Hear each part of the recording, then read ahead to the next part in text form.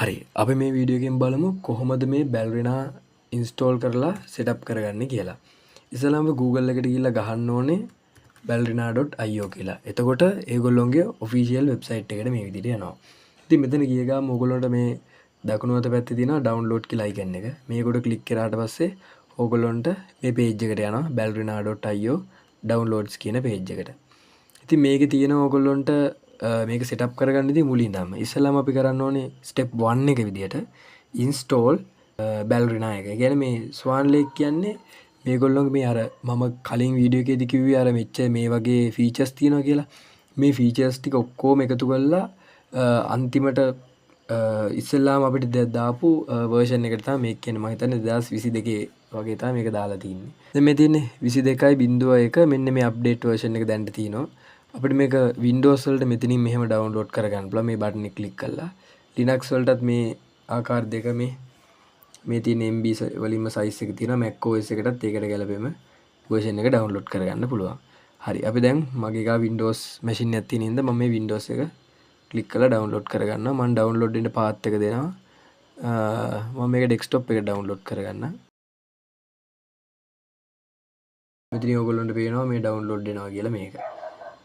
හරි ඊට පස්සේ අපිට කරගන්න තියෙන වැඩ බලමු මේක ඩවුන්ලෝඩ් වෙලා ඉවර වුණාට පස්සේ හරි දැන් setup එක ඩවුන්ලෝඩ් වෙලා ඉවරයි දැන් අපිට පුළුවන් සාමාන්‍ය software එකක් install කරන විදිහටම මේ Ballerina software එකක් install කරගන්න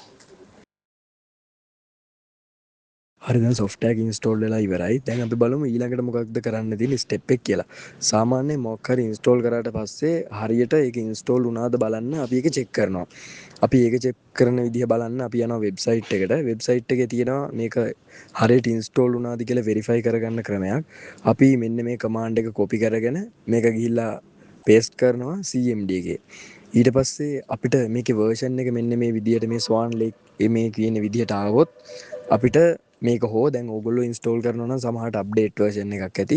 ඕගොල්ලෝ ඉන්ස්ටෝල් කරන version එකට අදාළ version එක තියෙනවා කියලා මේ විදිහට ආවොත් ඒක හරියටම ඉන්ස්ටෝල් වෙලා. එහෙම නැත්නම් ඕගොල්ලොන්ට uninstall කරලා install කරලා බලන්න පුළුවන්.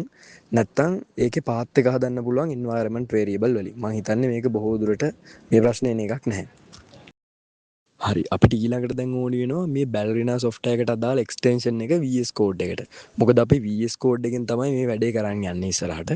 ඉතින් VS Code එකට ගිහිල්ලා extension section එකට ගිහිල්ලා ඒකේ Ballerina කියලා search කරනවා search bar එකේ. ඊට පස්සේ ඒකේන official extension එක download කරගෙන ඒක install කරගන්නවා.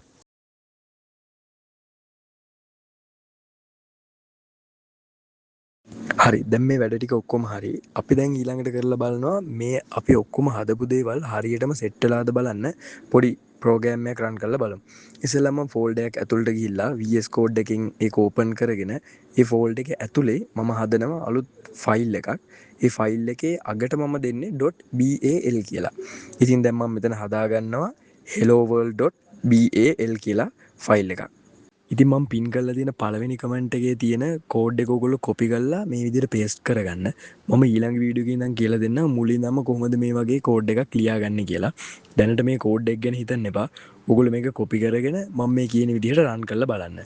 දැන් මේකේ තියෙනවා hello world කියලා ප්‍රෝග්‍රෑම් එක. මම ටර්මිනල් එක අරගෙන මේකේ ගහනවා කොහොමද මේක රන් කරන්න තියෙන්නේ කියලා.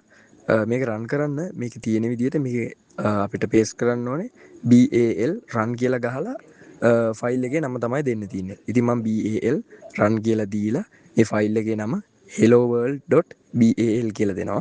එතකොට අපිට මේක රන් වෙනවා බලා ගන්න පුළුවන්. ඉස්සෙල්ලා මේක කම්පයිල් වෙනවා ඊට පස්සේ මේක රන් වෙනවා.